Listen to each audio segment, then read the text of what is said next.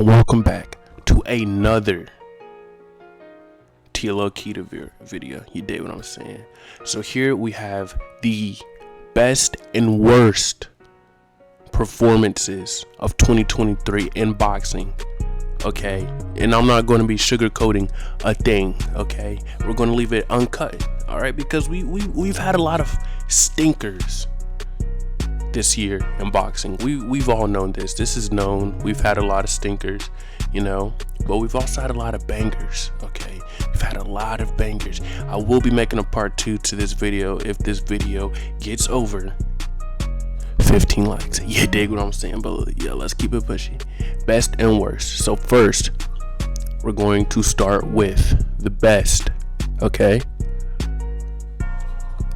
Gervonta Davis versus Ryangarcia. Now I know I clickbaited y'all just a little bit, man. I know I did. I had to. Okay, I had to, but I had to reel y'all in for a second just to, you dig what I'm saying. Get y'all here. You dig what I'm saying? But listen, this was one of the best fights of 2023, and I'm going to tell you why. Number one, hype in the sport. Man, I remember when this fight got freaking announced because nobody expected it to happen. We have two titans of social media, okay?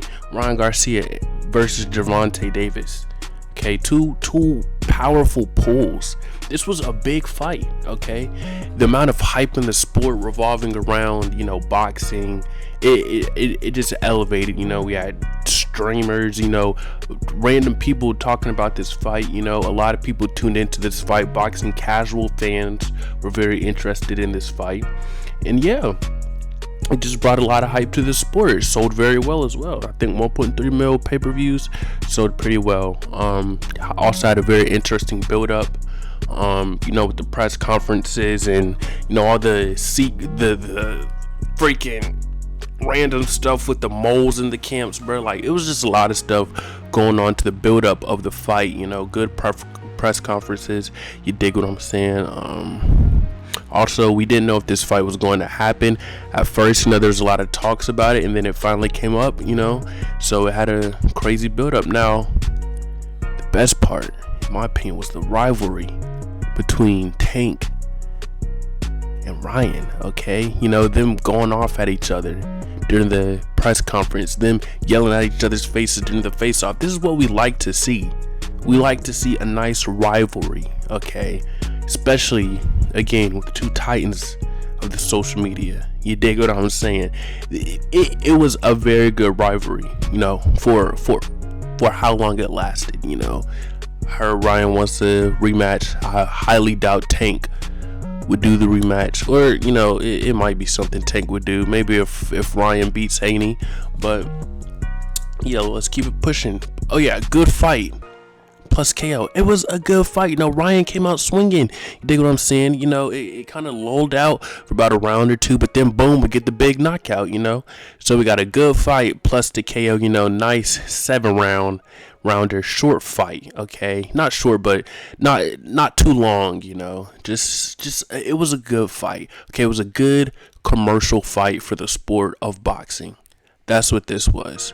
Got a lot of hype in the sport, got a lot of odds around the sport. It was just an all-around good thing for the sport. And the thing about the two fighters, Ryangarcia is still doing this thing, just beat Oscar Duarte, probably gonna fight Devin Haney next year, or Rolly.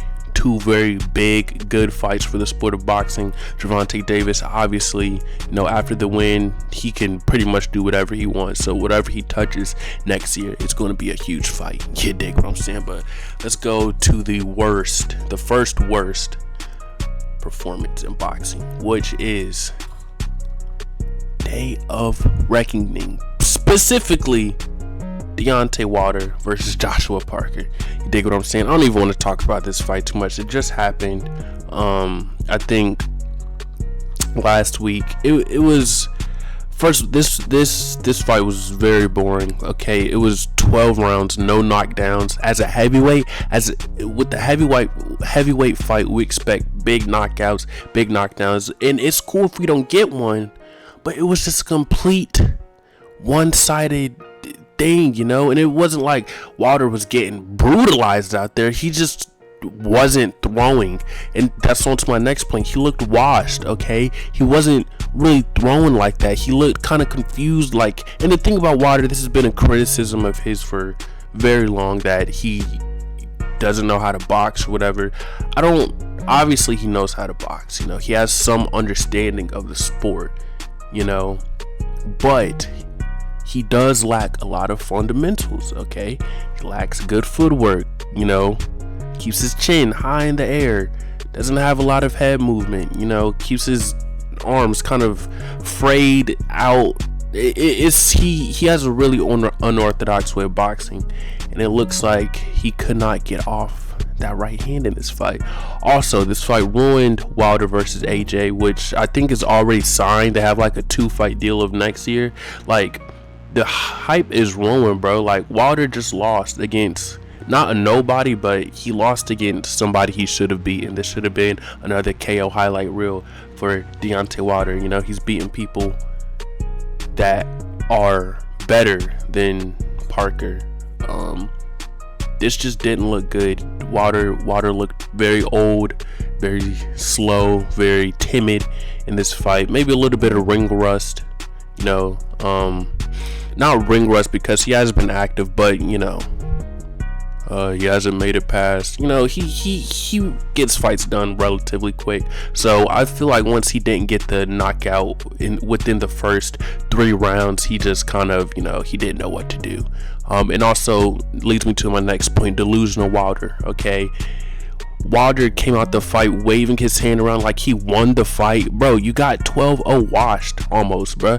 You might have won 1 round. You literally got beat for 12 rounds. You were coming out saying easy knockout, easy this, easy that, and then you get schooled by a quote-unquote nobody. Like, come on, bro. You don't want to see this. You're Deontay Wilder. You're known for your crazy KOs, bro. You did a Euro step in the ring. What was this fight? Okay, what was this fight? It was just a bad fight. Okay, bad performance, bad fight, ruin type, everything. Boom, disappointed. Next, the best: Canelo versus Dimitri Bivol. This is my favorite fight. Okay, this is one of my favorite fights ever. You dig what I'm saying? My personal favorite on the list. First reason why it's one of the best, though, humbled Canelo. You know, Canelo pretty much has been running through most of the weight classes. I think he just got off a win versus what was it? No. The Ryder fight was after that. So I don't know who he just got done beating, but of course he's been on a little streak. This was his first fight. I mean, his first loss since Mayweather. You dig what I'm saying? And you know, Canelo was getting a little bit complacent. You know, we saw with his performance versus Ryder that it wasn't as high level as we expected, but then he came back with a win against Jamal Charlo. So, you know, props to him. But it humbled Canelo. You know, we just started seeing Canelo slow down. People saying he's out of his prime. You dig what I'm saying? But yeah, humble Canelo. Next, we have high level. This was a very high level fight, guys. 12 rounds of a beautiful high level fight. Dimitri using his range, using his jab, staying behind his jab, bro. Catching Canelo on the ropes, pushing him back, using his height and his weight against Canelo. Canelo only throwing looping shots, which is probably what got him. He looked a little bit tired in there, also making him move up to light heavyweight, so was expected.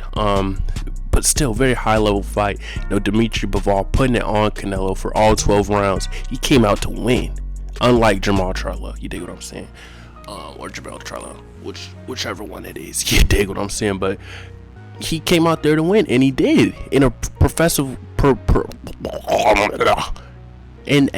impressive way. And we got a new star in Dimitri Bivol. You know, he was on the Day of Reckoning card, got another dub. I believe Dimitri Bivol is one of the best defensive fighters out there, one of the best light heavyweights of all time. I mean, he beat Canelo. You know, he won his last fight on the Day of Reckoning card. He's just doing very well for himself. I'm a very big fan of Dimitri Bivol. And next, rewatchable. I watch this fight almost like 3 times every week, bro. Like, I love this fight. This is a very good fight. 12 rounder, you know. Nice back and forth, you know. But mainly Bivol just putting it on Canelo. You dig what I'm saying? But yeah, Dimitri Bivol versus Canelo. Very good fight. Okay, very good fight. Now we're on to the next worst fight. Okay, we got Fury versus Ngannou, man. We all knew this was going to be on here.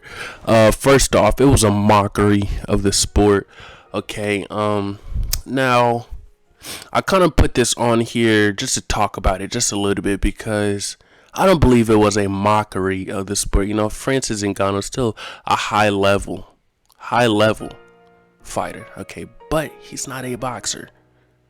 And Tyson, you're the heavyweight champ of the world, and you went out there and you got dropped by Francis Ngannou, who just started like actually training only boxing for like a couple months, and you're supposed to be the best in the world.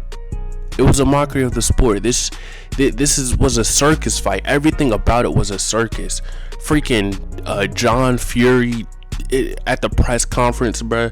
Like, everything around this was just bad. Next, embarrassing the boxers, bro. You know the amount of hate boxers were getting after this fight, bro. MMA fans will not get off of us, bro. And you know what? I'm an MMA fan too, but like, come on, bro. Like, this just gave them all the fuel, you know, that they needed to come after boxing, and they did. It was very embarrassing to boxers, a very embarrassing time. Plus the pay-per-views didn't do very well. I'm hearing 56K, you know, terrible promotion of the fight, weird press conferences, weird build-up, just weird everything, bro. Cool trailer though. But next, held up the heavyweight division, bro. Tyson was supposed to be fighting Alexander Usyk. Imagine if he would have went out there and fought Usyk like this, bruh.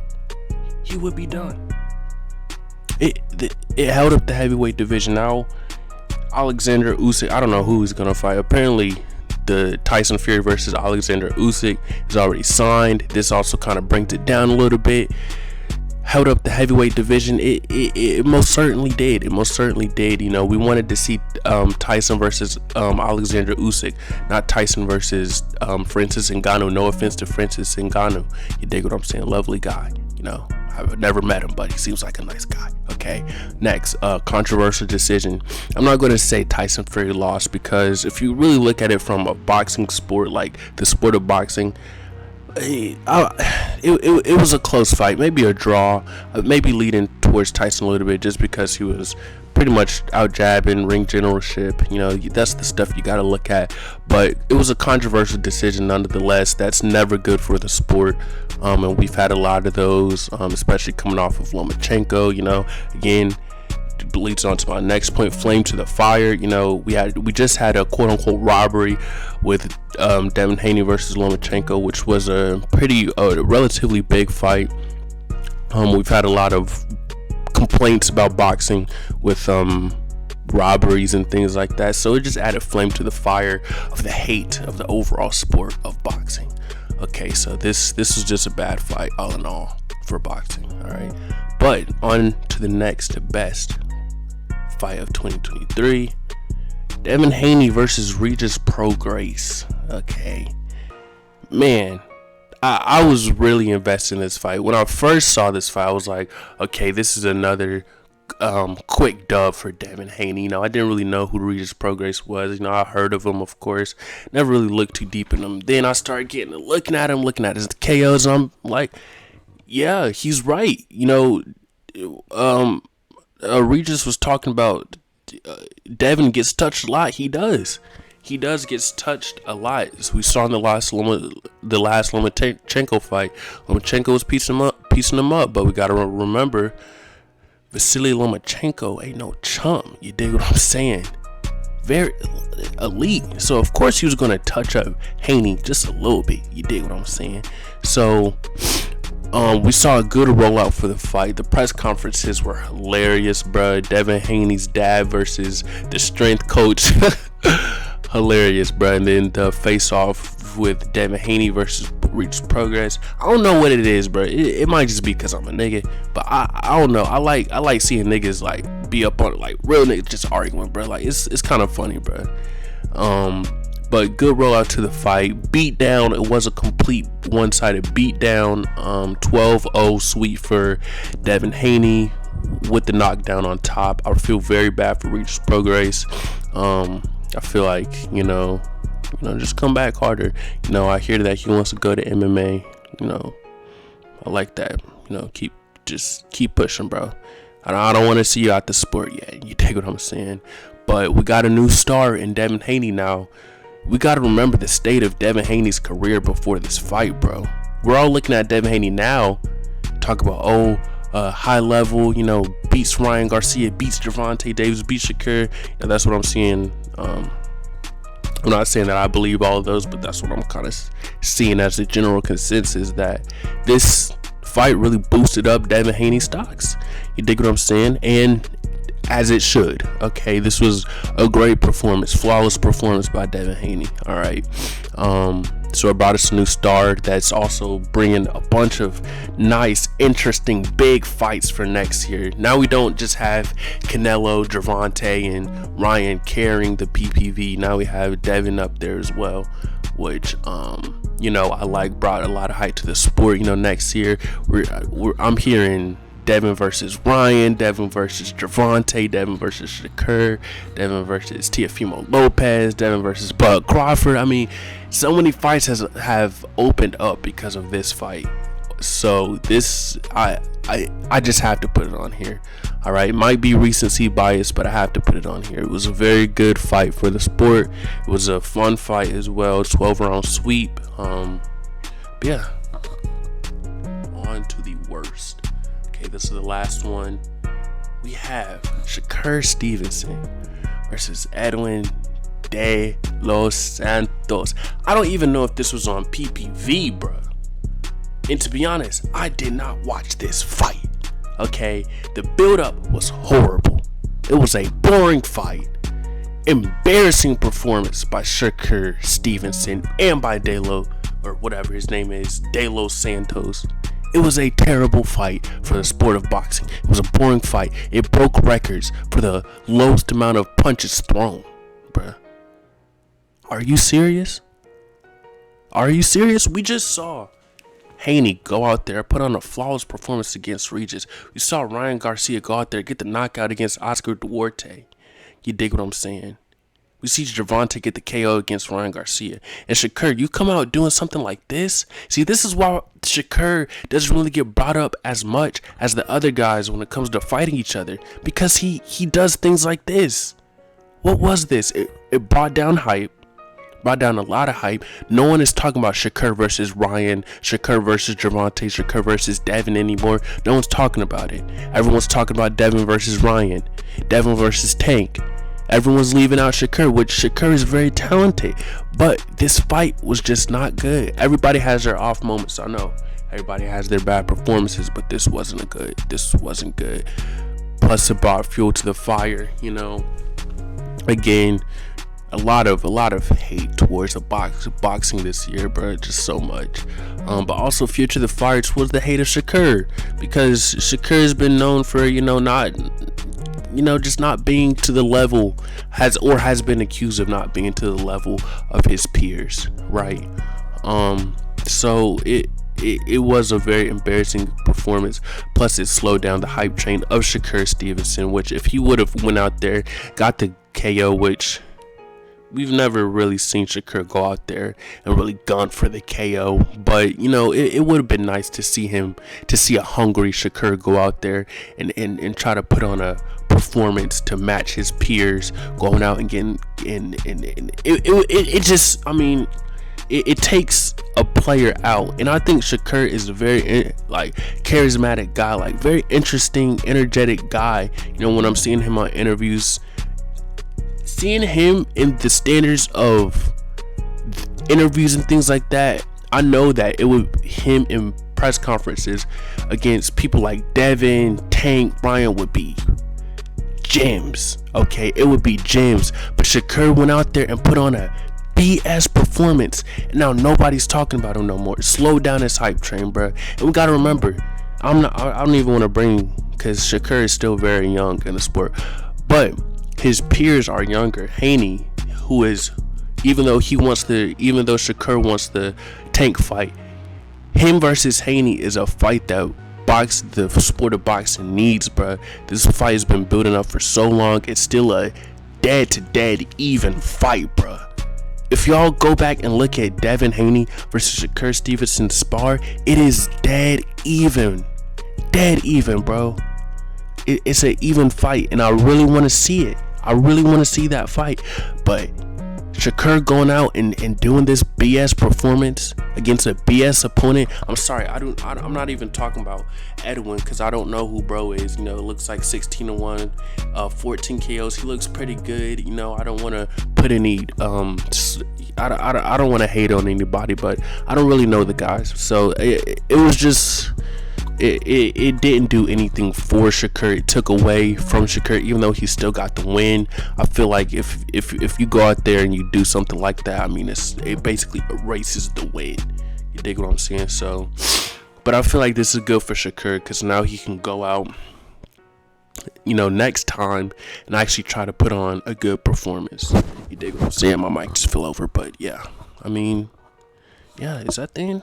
That is the end, boys and girls. Okay, so top best and worst fights of 2023. If y'all want to see a part 2, I will do a part 2. You know, yeah. If y'all have any suggestions, any criticism about what I said, let me know down in the comments, bro. I would love to hear them. But yeah, that. Be your boy tlokira. You do what I'm saying, bro, man. Go check out my Instagram, bro. If you bad, you do what I'm saying. Go check out my Instagram. You do what I'm saying. Yeah. tlokira out. Subscribe, like. Straight from heaven with the hate, dealing with the fate. Put myself in bait, I regurgitate. Throw it up, throwing up the gang.